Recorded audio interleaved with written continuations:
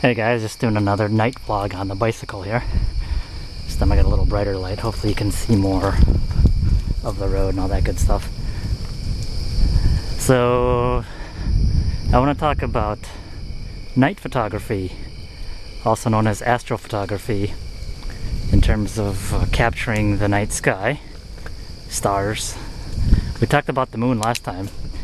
The stars have an interesting challenge because it's going to be dimmer and they require more of an exposure. Oh, there's my favorite tree.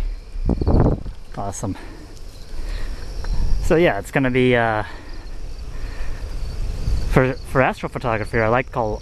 What I like to call wide field astrophotography. You're going to need a tripod, a cable release, and that's just basically a fancy name for a wire connected to your camera to allow you to take a picture while it's on the tripod. And that's about it. And then some type of a camera that has manual override. Again, I talked about manual cameras. Got a nice fading light going on over there. So basically what you want to do for that is find a sky away from light pollution, a dark sky, usually away from city lights, even a dark field. And if you shoot straight up, the sky is generally going to be darker than on the horizon, because on the horizon you're going to get light pollution going on from nearby towns or cities. So once you find a dark spot, set your camera to manual, set your shutter to as long as it goes. On point and shoots, they're generally going to be about 15 seconds. And on digital SLRs, they go up to about 30 seconds. You can also hold the shutter in on bulb mode, on B, if you want to do star trails. But generally, the formula that I noticed that works the best is set your camera's shutter to 30 seconds, set your aperture to the widest it goes. In most cases, it'll be probably 3.5 on a non-pro lens and maybe 2.8 on a pro lens.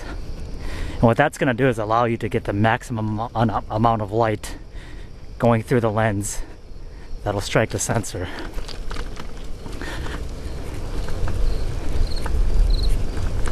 The ISO, there's another tricky thing. If you want to expose the stars the way the naked eye sees them, you could probably set it to ISO 1600 for 30 seconds at f2.8. If you want to resolve more stars, you could bump up the ISO. I've bumped it up as high as 12,500 to get a really exaggerated look at the night sky where the Milky Way itself was exposed, almost overexposed. But it does have a cool effect. And I'll show you that at the end of this video as well. Point and shoots, yeah, set up for 15 seconds and set your aperture, the AV value, to widest it goes. Generally it's going to be, on better cameras it'll be f2.8. Most other cameras will be about f2, about f3, f3.5. The other thing is the focal length. When you're doing a wide field astrophotography, you're not doing deep sky imaging, so don't worry about magnification. The wider the better, in my opinion. A couple of reasons. One, you're going to capture more of the night sky, you know, just because it's a wider field of view. And secondly, since the field of view is wider, it's going to de-emphasize the movement of the Earth. And what I mean by that is anything after about 20 seconds, the stars start to show slight smearing or smudging. They won't be pinpoint spots in the night sky. And if that's the effect you're going for, that's fine. Like if you want to do night star trails where you see images where the stars are circling around the North Pole or whatever, you've seen those pictures.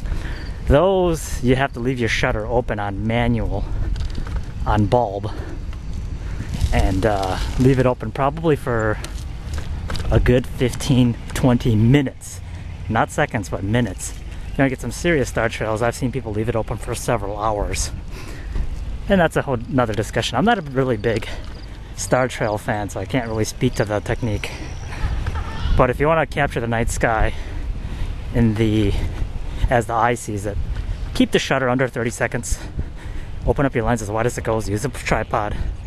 If you don't have a cable release, just use a self-timer, let trip the shutter that way.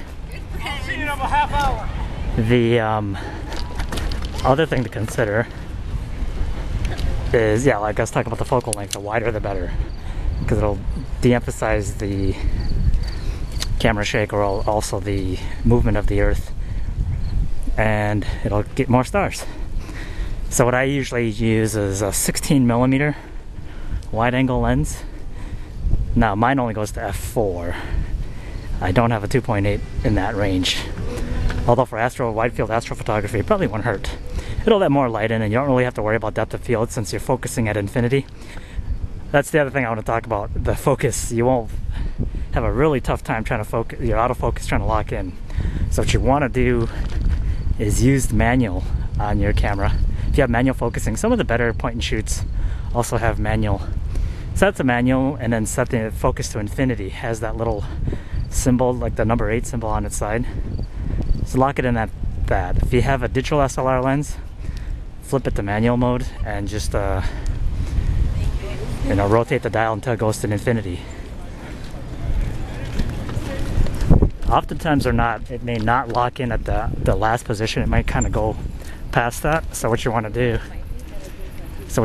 is run it through so that it goes about, so you can feel it click in basically. It may not, some of the lenses click in, some of them don't. So don't be surprised if it doesn't. It's kind of cool. This is a waterfront in our museum here.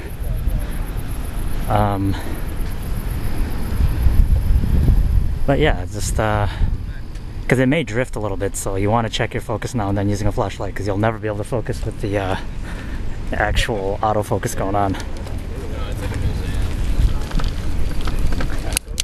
So other than that, you should be good to go. Remember, that's the advantage of shooting manual.